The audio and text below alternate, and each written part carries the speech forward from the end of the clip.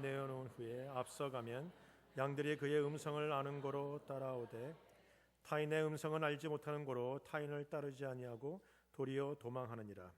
예수께서 이 비유로 말씀하셨으나 그들에게 그가 하신 말씀이 무엇인지 알지 못하니라. 그러므로 예수께서 다시 이르시되 내가 진실로 진실로 너희에게 말하노니 나는 양의 문이라. 나보다 먼저 온 자는 다 절도요 강도니 양들이 듣지 아니하였느니라. 내가 문이니 누구든지 나로 말미암아 들어가면 구원을 받고 또는 들어가며 나오며 꼴을 얻으리라. 도적이 오는 것은 도둑질하고 죽이고 멸망시키려는 것뿐이요 내가 온 것은 양으로 생명을 얻게 하고 더 풍성히 얻게 하려는 것이라. 아멘. 오늘 본문에 있는 말씀을 가지고 우리 하나님의 은혜를 함께 나누도록 합니다. 예루살렘에 가면 베세다라는 곳이 있고 거기에 양문, 즉 성전에 양을 끌고 들어가는 양의 문이 있다고 합니다. 그 양문이 눈에 보이는 곳에서 아마 예수님께서 나는 양의 문이라, 나는 선한 목자라, 그들 눈에 보이는 시청과 교육 가운데서 아마 하시는 말씀이 오늘 본문에 있는 것 같습니다. 오늘 본문의 10장은 목자와 양의 관계를 가장 잘 설명한 것이에요. 그래서 여러분이 인생을 살아가며 신앙생활을 교회에서 살아가며 양과 목자의 관계를 좀 이해만 할 수 있다면 훨씬 신앙의 많은 부분에 문제가 사라지고 의심이 사라지고 온전한 신뢰와 또는 온전한 믿음이 생길 수 있을 것이라 믿습니다. 구약에는 목자라는 단어가 쭉 나오는데 이 목자라는 단어는 항상 하나님에 의해서 사용됐습니다. 시편 23편에 보면 여호와는 나의 목자시라. 하나님이 우리의 목자 되셨다는 것입니다. 이사야 40장 11절에도 보면 그는 목자같이 양무리를 먹이시며 어린 양을 그의 팔로 모아 품에 안으시며 라는 대목이 나와요. 우리 한국 사람들은 문화적으로 목자를 잘 모릅니다. 농사하는 농부는 좀 알지만 또한 소를 치는 사람들은 좀 알지만 양을 치는 그런 목자의 개념이 별로 없기 때문에 잘 이해가 안 되는 문화적인 요소가 있어요. 그러나 이스라엘 백성들은 늘 유목민족으로 양떼를 몰고 다니면서 양을 먹이고 꼴을 먹였던 그런 게 문화적인 것이기 때문에 그들은 이 말씀을 참 잘 이해하고 있다라는 겁니다.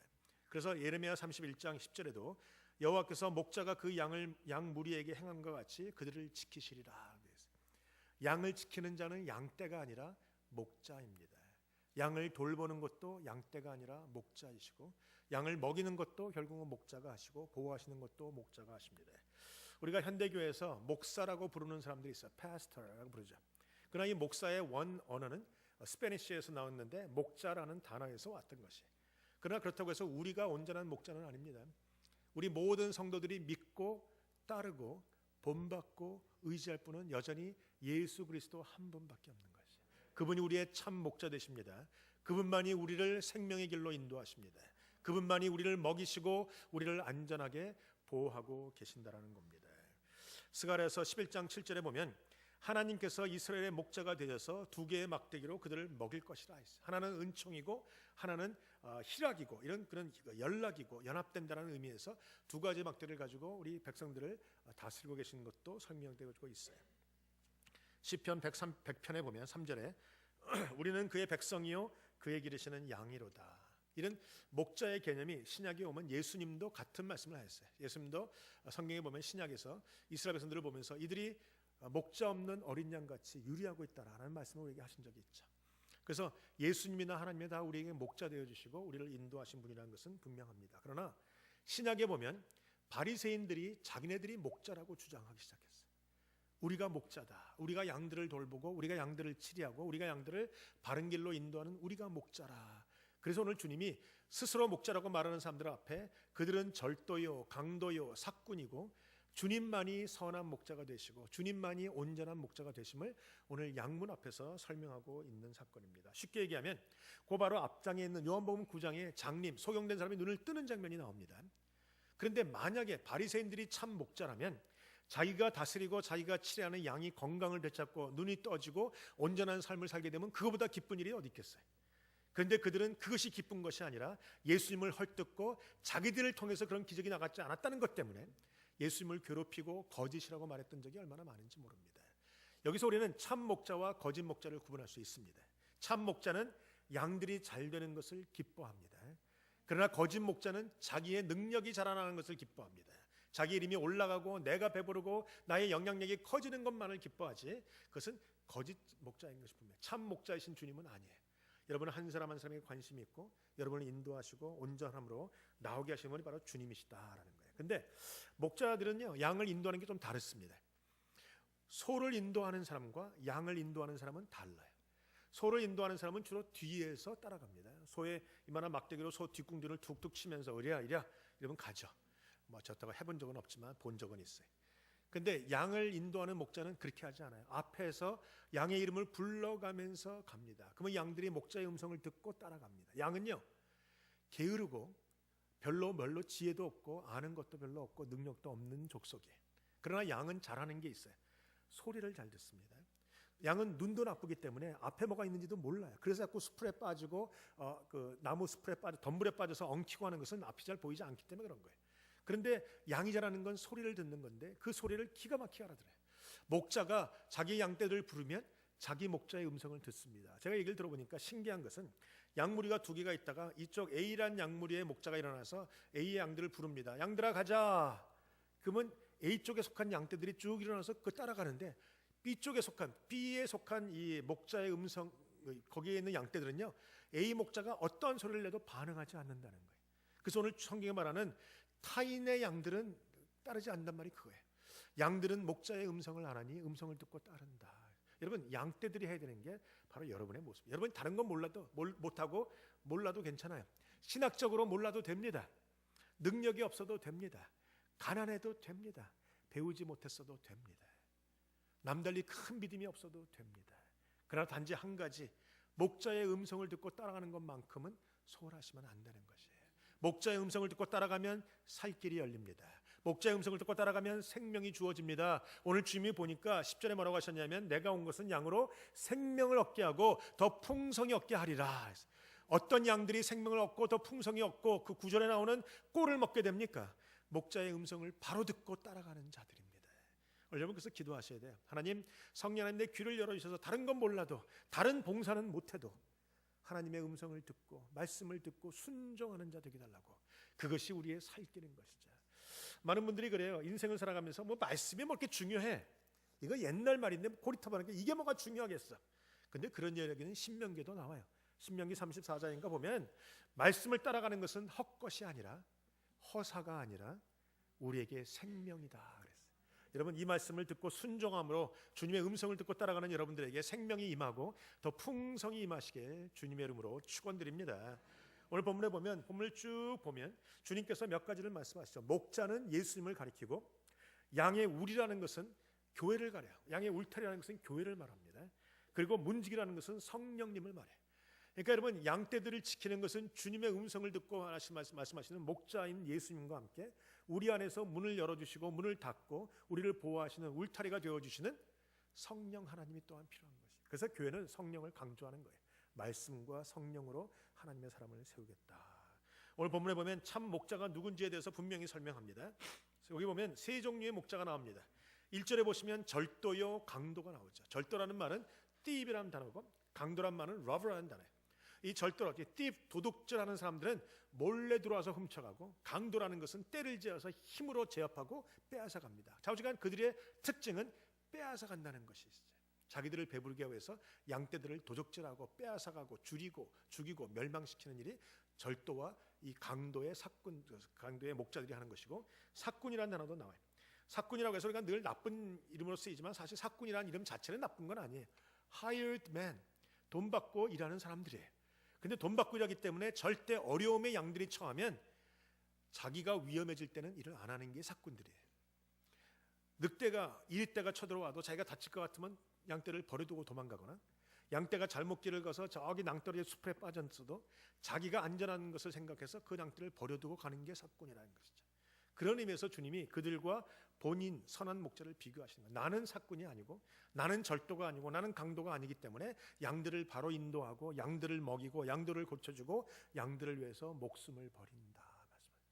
여러분 우리에게 복음이 있습니다. 그 복음이 뭐냐면 다른 모르는 건 몰라도 예수님이 나의 목자 되어 주신 것, 이것이 큰 복음이라는 거예요. 여러분 어려운 인생길, 어려운 이민길에 어떻게 사시렵니까? 주님 때문에 사는 것이죠. 여러분의 앞날에 무슨 일이 있을지 알고 계십니까? 올해 한 해 어떤 어려움과 어떤 고난이 나에게 찾아올지 알고 계십니까? 모르잖아요. 그러나 몰라도 괜찮습니다. 주님이 나의 목자 되어 주셔서 나를 인도하시기 때문이에요. 오늘 성경에 보니까 목자가 해야 되는 일이 있는데 첫 번째, 목자는 양떼들을 인도하십니다. 물론 압니다. 그러나 어떻게 인도하시는가? 오늘 성경에 보면 4절에 앞서가며 인도하십니다. 내가 어려움에 빠지기 전에 나보다 앞서가시면서 어려움을 치워줘 가시면서 태산을 무너뜨리면서 골짜기를 메꿔 가시면서 반석을 쪼개 가시면서 홍해를 갈라가시면서 인도하시는 분이에요. 성경에 보면 홍해를 지나갈 때 주님이 아시기 때문에 동풍이 불게 하셔서 마른 땅이 되지 않습니까? 여러분의 가는 발걸음 하나님이 미리 하시고 보호하시고 인도하시리라 믿습니다. 고민하지 마세요. 제가 많은 성도들 보니까 어려운 인생길, 이민길에 어려운 경제적인 상황 속에서 고민을 많이 해요. 얼굴 딱 보면 압니다. 고민거리가 참 낮은 고민 중 이렇게 써 있어요. 여러분이 고민한다고 되시겠습니까? 여러분이 아무리 고민해도 저처럼 잘생겨질 수는 없는 것이고, 아멘이죠. 여러분이 고민을 아무리 많이 해도 키가 자랄 수 없는 것이고, 고민을 많이 해도 풀리지 않는 것이, 내가 고민해서 풀린다면 고민만 하세요. 그러면 하시면 좋겠어요. 그러나 고민해도 안 되는 문제라면 일찌감치 포기하시고, 하나님 나는 고민하지 않겠습니다. 해봤자 소용없으니까 주님만 믿습니다. 주님이 내 앞서 가셔서 모든 것을 인도하시리라 믿습니다. 내 앞서 가시는 그 목자는 선한 목자예요. 삭군이 아닙니다. 그분은 강도가 아니고 그분은 절도가 아니에요. 내가 다칠까 봐 나를 보호하시기 위해서 모든 목숨을 버리시는 그분, 바로 그분이 참 목자 되신 예수 그리스도라는 것입니다. 또한 중요한 사항은 그분이 우리를 인도하시는데 오늘 3절에 보시면 그가 자기 양의 이름을 각각 불러서 인도하십니다. 한 마리 한 마리 불러내실 때도 이름을 불러주시고 인도하실 때도 이름을 불러주세요. 3절에 양의 이름을 각각 불러 인도하여 내느니라. 여러분, 우리는 우리를 잘 몰라요. 옆에 계신 분도 잘 몰라요. 같은 구역원들도 몰라요. 근데 주님은 우리의 사정을 알고 계세요. 내 마음을 아시고 나의 형편을 아시고 나의 처지를 아시고 나의 고난을 아시고 내가 뭐가 부족한지를 아시고 내가 왜 속상한지를 아시고 내가 오늘 왜 이럴 수밖에 없는지까지도 알고 계시는 그분이시죠. 그분이요, 우리에게 관심이 있어요. 이름을 아신다는 말은 관심과 사랑이 있다는 말이에요. 삭구는 관심이 없어요. 삭구는 그저 숫자를 불리기만 중요합니다. 숫자만 늘어나면 자기의 돈이 늘어나고 능력이 늘어나고 이방회가 늘어나니까 숫자 불리기에 관심이 있지 사람들에게는 관심이 없는데, 오늘 참 목자이신 예수님은 우리에게 관심이 있어요. 그래서 이름을 불러주세요. 물론 삭군도 부릅니다. 어떻게 부를까요? 양떼를 보면서 한놈, 두시기, 석삼, 너구리 이렇게 부르죠. 숫자를 쓸 때 그러나 하나님은 주님은 그렇게 안 세요. 주님은 어떻게 쓰실까요? 아름이, 다롬이, 뭐 이쁜이, 귀요미, 도민준, 천송이 이렇게 부르죠. 안 웃으시는 분들은 왜 안 웃는지 제가 알아요. 제가 이번에 강의 가서 어떤 사람이 목사님 저거 그래 내가 도민준 닮았지? 그래. 그 김수현 있잖아요. 이런 불 꺼놓고 보면 저하고 도민준하고 똑 닮은 거 알고 계세요? 불 꺼놓고 보면. 그랬더니 이 젊은 우리 그 청년 그 간사가 목사님 어떻게 도민준의 이름을 그렇게 먹칠을 하냐고, 도민준의 이름을 욕보이지 말라고. 그래. 제가 그거 달래느라고 그 자매를 갖다가 내가 천성이라고 불렀잖아요. 주님이 우리를 불러주신다는 것은 사랑의 관계를 말해요. 목자가 양을 끄집어낼 때 이름을 부릅니다. 아르마, 다로마 이렇게 불러내서 한 마리씩 오면 만져주세요. 그 양이 왜 만졌냐면 밤새도록 우리 위해서 별일이 있었나 보시는 거예요. 하나하나 만져주면서 다리도 만져보고 배는 고픈가 만져보고 털은 어디 엉킨 게 없나 만져보고, 그리고 머리에다가 기름을 발라주시고 사랑한다 이러고 내보내죠. 이게 목자의 모습이에요. 기름을 왜 발라주시는가? 저는 제일 처음에요, 우리 한국 문화는 양이라는 문화가 별로 없으니까 그 시편 23편에 주님께서 나의 머리에 기름을 발라주시고, 난 이게 무슨 말인지 몰랐어요. 근데 문화를 이렇게 살펴보고 공부를 해보니까 이스라엘 백성들이 양을 키우는데 양이요, 이렇게 가만히 있는 걸 좋아하는 족속이에요. 밥을 잔뜩 먹고 소화를 시키기 위해서 가만히 있거나 움직이지 별로 않아요. 그러다 보니까 또 털이 많기 때문에 엉키기도 하고 이 피부병도 많이 생기고 벌레들의 공격도 많다고 해요. 벌레들이 양의 그 털에 들어와서 사방을 다니다가 귓구멍, 콧구멍, 눈구멍으로 들어가서 결국 양이 벌레가 뇌 속에 들어가면 죽는답니다. 그래서 그것을 고쳐주기 위해서, 그것을 막기 위해서 목자가 뭘 하는가? 양을 불러다가 양 털에 있는 모든 벌레들을 잡아내고 다시 양의 털에 벌레가 못 들어가게 양의 털에다가 기름을 발라준대. 그러면 기름 냄새가 벌레가 싫어해서 양의 털에 가까이 가다가도 붙지 않고, 혹시 붙었던 놈들도 도망가고 그것이 절대로 귓구멍이나 눈에 이렇게 파고 들어가지 못하게 기름을 발라준다는 거예요. 그런데 여러분 시편에 보니까 주님이 우리를 기름 발라주신다고 하고 있어요. 우리를 보호하신다는 말입니다. 우리를 세워주신다는 말입니다. 우리를 인정하시고 사랑하신다는 말이죠. 그걸 묵상해 보니까요, 얼마나 하나님의 은혜가 되는지 몰라요.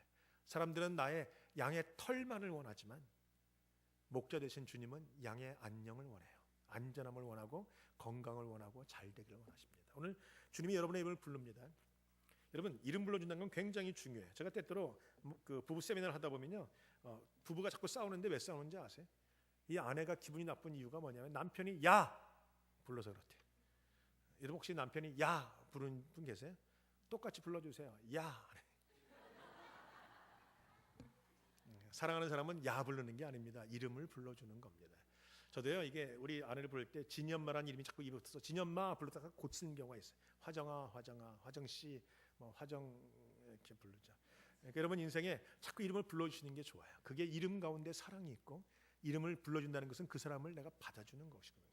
여러분이 이름을 부르는 게 좋습니다. 오늘 이름을 불러주는 우리 목자님, 우리 목자 되신 예수님, 그가 이름을 불러주실 뿐만 아니라 우리 한 사람 한 사람을 만져주시고 돌보시고 기름 발라주셔서 내보내시죠. 그리고 자 가자 하면 쭉 따라가는 거예요. 그러면서 주님께서 우리를 데리고 어디로 가실까요? 위험한 곳은 안 가세요. 9절에 보니까 양의 문을 통해서 들어가며 나가며 꼴을 먹는다 그랬어요. 초원으로 인도하시고 마실 수 있는 물가로 인도하시고 오늘 주님이 우리에게 넉넉한 물을 인도하시리라 믿습니다. 제가 요새 영적 도회, 금요일날 제가 그 금요일장부터 지난주부터 영적 지도, 영적 도회, 스피리추얼 매핑을 제가 나누기 시작했어요. 제가 몇 주 빠졌더니 금요 중보기도 하는 사람들이 다 한꺼번에 쉬시기 때문에 제가 지난주에 나오신 분들 7분에게만 제가 특별 상을 줬고 선물을 줬고 그리고 특별한 것을 가르치기 시작했어요. 안 오는 사람들은 말하라. 근데 7명이 앉아갖고 얼마나 또 나를 쪼르는지 목사님 안 돼요, 안 돼요. 안 나오던 사람들도 들어야 된다고. 그래서 이번 주에 다시 재강을 합니다. 선물은 없지만. 근데 아무튼 거기에 보면 주님께서 우리에게 생명을 주시고 인도하시고 하는 그 대목들이 쭉 나오지 않습니까? 우리 주님께서 우리에게 가장 좋은 곳으로 주세요. 근데 우리 영적 도회를 하다가 발견한 것이 있는데 사크라멘토라는 이름의 원 뜻은 물론 많은 이름의 뜻이 있어요. 뭐 사크라멘토니까 성례라는 뜻도 있고 있는데 거룩하다는 뜻도 있고 있는데 그 중에 한 뜻이 blue fresh water, 생수의 파란 물이라는 거예요. 제가 그것을 발견했을 때 얼마나 좋았는지 몰라요. 지금 사크라멘토가 얼마나 혼탁해져 있습니까? 얼마나 썩은 물들이 나가고 있습니까? 정치를 말하는 거예요. 교회를 말하는 게 아니고.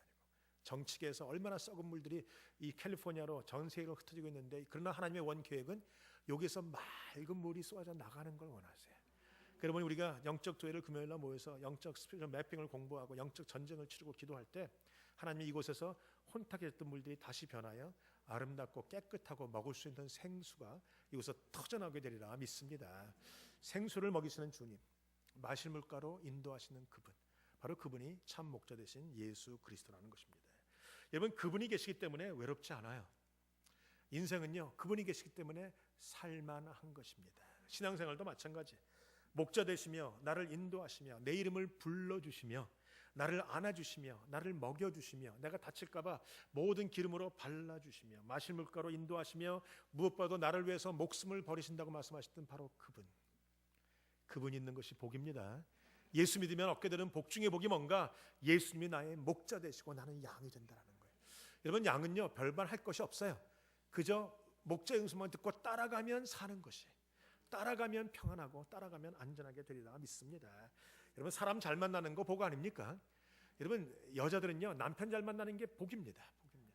우리 안에 보시면 아시죠? 사랑받는 여자는 뭔가 달라요. 사랑받는 여인은요, 사랑받는 사람은요 뭔가 안에서 따뜻함과 평안함과 풍성함이 드러나는 것이죠. 마찬가지로 여러분에겐 복이 있어요. 여러분 그 복이 뭔가? 아름다운 주님 만난 복이에요. 주님이 나의 목자 되시는 복입니다. 내가 길을 가다가 혹시 넘어지고 혹시 자빠지고 혹시 길을 잃어버려서 잃은 양이 되어도 잃은 양들에게 복음이 뭔가? 선한 목자 되신 그분이 잃은 양을 찾아오신다는 겁니다.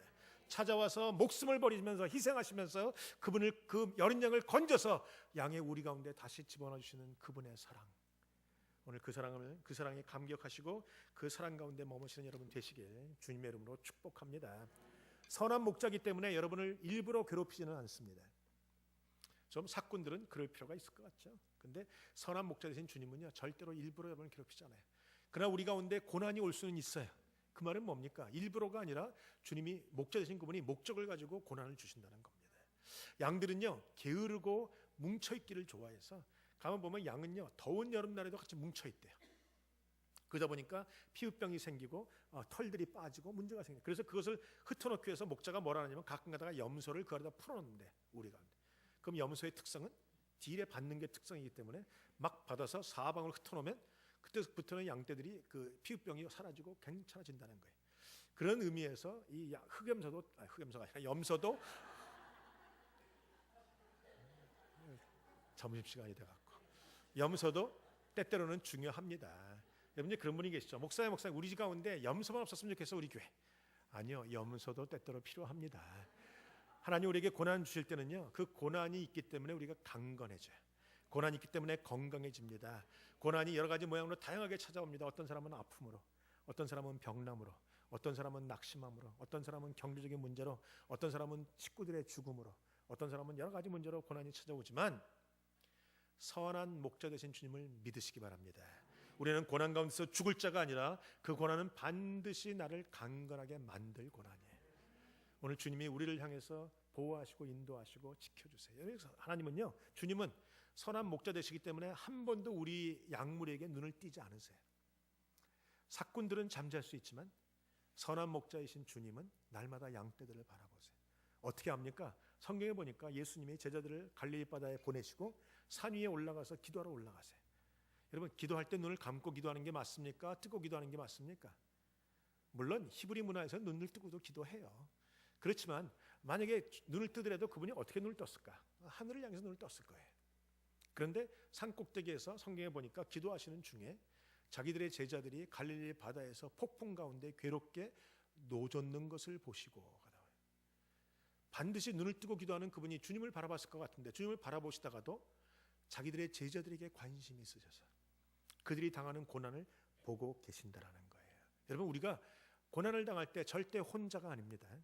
우연이 아닙니다.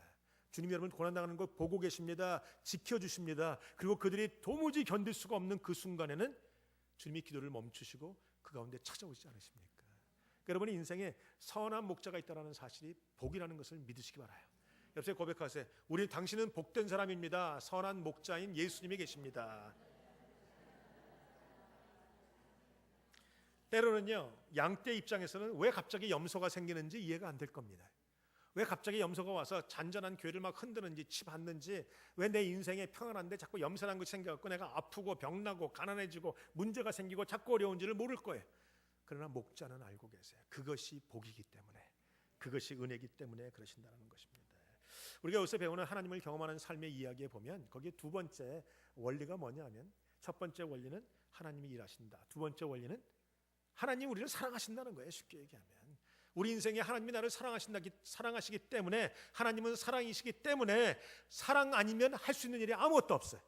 다시 말하면 하나님이 사랑이시기 때문에 나에게 행하시는 모든 일들은 다 사랑에 근거한 거예요.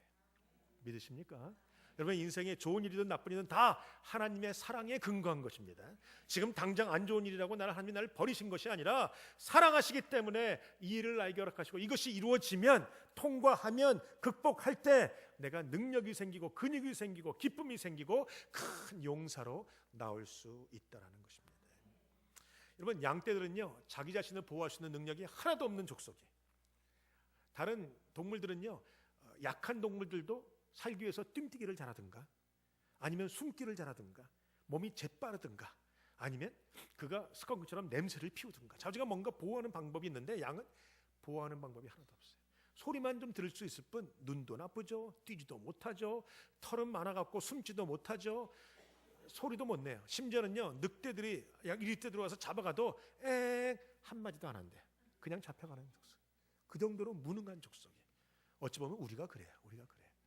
여러분 양떼가 무능한 걸 제가 보면서 정말 그게 사실일까 했어요. 성경에 보면 도살장에 끌려가는 양이 털 깎는 자 앞에서 잠잠했다는 대목이 나오잖아요. 설마 그래서 강아지도 때리면 깨갱거리는데 양은 괜찮을까?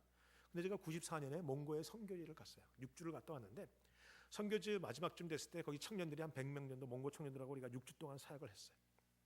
통역하는 사람과 함께. 근데 마지막에 내가 잔치를 벌려줄게 그랬더니 뭘 먹고 싶냐 했더니 양고기를 먹고 싶대. 그래갖고 양을 100명에서 3마리를 잡았어요. 제가 그게 궁금해서 양 잡는 걸 봤다는 거 아닙니까? 정말 양이 가만히 있을까? 제가 어렸을 때요 기억나는 게 있어요. 저희 집에 작은 아버지들이 몇 명 있는데 어렸을 때 그 할머니 집에 모이면 잔치상을 벌입니다. 근데 지금은 몰라 치킨들을 이렇게 된 걸 사오는데 그 당시에는 닭을 집에서 잡았어요. 기억나세요? 우리 작은 아버지 몇 명이 있는데 다 뭐 싸움질 잘하고 그러는데 남자들이라서 그런지 뭘 죽이는 걸 잘 못하는 것 같아요. 제가 어렸을 때 봤어요. 그랬더니 3명이서 달라붙습니다. 작은 아버지 하나는 머리를 붙잡고, 작은 아버지 두 번째 넘버 2는 몸통을 붙잡고, 작은 아버지 넘버 3는 뭐라 그러냐 칼 들고 이걸 커요. 근데 그냥 이렇게 걷든가 이렇게 긁을 것 같은데 서로 못 보니까 목 잡은 사람도 안 보고 몸 잡은 사람도 안 보고 칼질하는 사람도 안 보고 저는 봤어요. 칼을 이렇게 쓸 때니까 이게 한쪽이 툭 터지잖아요. 그러면 죄송하지만 완전히 잘라야 되는데 툭 터지니까 으악 놓은 거예요. 머리 잡은 사람도 놓고 몸 잡은 사람도 놓고 칼 잡은 사람도 놓고 닭이 반쯤 잘려가지고 뛰어다니는데요. 온통 피바람 지고 난리가 나더라고요. 저는 그걸 봤어요. 온갖 그날 뭐 잔치고 뭐 다 상관없죠. 끝난 거예요. 그걸 봐서 양은 가만히 있을까? 근데 양을 잡아서 이렇게 다리를 이렇게 딱 묶는데 다리를 묶을 때 한번 푸석 하더라고요. 소리는 안 냈어요. 그리고 양을 깎아낸 다음에 젊은 청년 하나가 요만한 칼 가지고 여기 심장을 갖다 이렇게 털을 긁더라고요. 거기서 살을 짠 다음에 손을 쓱 집어넣고 심장을 건드리는 것 같아요. 심장을 탁 건드리니까 푸석 그냥 죽어요. 소리 한마디 안 내요. 제가 그때 성경에서 말하는 털 깎는 자 앞에서 잠잠했다는 말이 이런 거구나. 양이란 그런 거예요. 무능하죠. 순에 빠졌죠. 자기를 지킬 방법이 없죠. 머리가 어리석죠. 아무것도 할 수 없어요. 그렇기 때문에 목자가 필요한 거예요.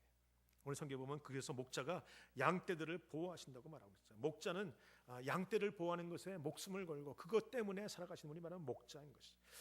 선한 목자는 양을 먹이시고 양을 돌보시고 양을 위해서 목숨을 버릴 뿐만이 아니라 마지막으로 잃은 양을 찾아다니세요. 아까 말한 것처럼 삭구는 가만히 있으나 선한 목자는 찾아다녀요. 양떼들이요 때로는 어리석어서 잘못 발을 딛는 경우가 있죠. 일부러는 아니지만 그 잃어버린 양은 대부분 어리석거나 못돼 먹었거나 순종 안 하거나 뭐 이런 걸 거예요. 저 같으면 버려둘겠지만 선한 목자 되신 그 주님은 그 양을 찾아가세요. 절벽에도 찾아가서 끄집어서 올려요. 자기의 생명은 아랑곳 하지 않고 자기의 위험은 감수하시면서 찾아오는 어린 양. 여러분 잃은 양에게 가장 큰 복음이란 바로 이런 것이에요.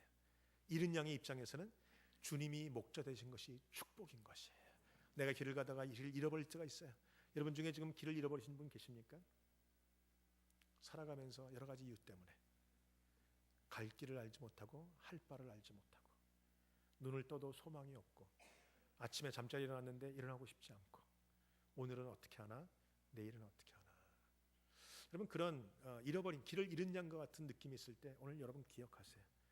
길을 잃은 어린 양을 선한 목자 되신 주님이 반드시 찾아가십니다. 그래서 그를 인도하시고 우리로 갖고 오세요. 어떻게 갖고 오실까요? 양떼들 보고 뒤통수를 때려가면서 좀 제발 좀 말 좀 들어라 이렇게 안 하시고 우리가 알고 있는 그림처럼 어린 양을 목에다가 메시고 걸어오세요. 쓰다듬으시면서 힘들었지? 아팠지? 괜찮아 이제 내가 있어 그러시는 것이죠. 여러분 저는 이 말씀을 묵상하면서 참 마음에 감동이 됐어요. 제가 지금 감기 때문에 소리를 못 지르고 감기 때문에 말을 천천히 해서 좋으시죠? 감기 때문에 제가 흥분해서 열정적으로 못하지만 이 말씀을 들으면서 내가 얼마나 감동이 됐는지 몰라요. 때로는 목회자인 저도 잃은 양이 될 때가 있어요. 갈 바를 알지 못하고 할 것을 알지 못하고 마음속에 소망은 사라지고 못하고 싶지 않을 때 그럴 때도 주님이 잃은 양을 찾아오신다는 대목이 내가 얼마나 큰 은혜가 되는지 모르겠어요. 사랑하는 성도 여러분, 주님이 선한 목자이십니다. 그분이 여러분을 찾아가실 겁니다. 여러분은 그분의 음성을 듣고 순종하시면 될 뿐이에요. 또 한 가지 잃은 양의 입장에서는 한 가지 더 할 것이 있어요.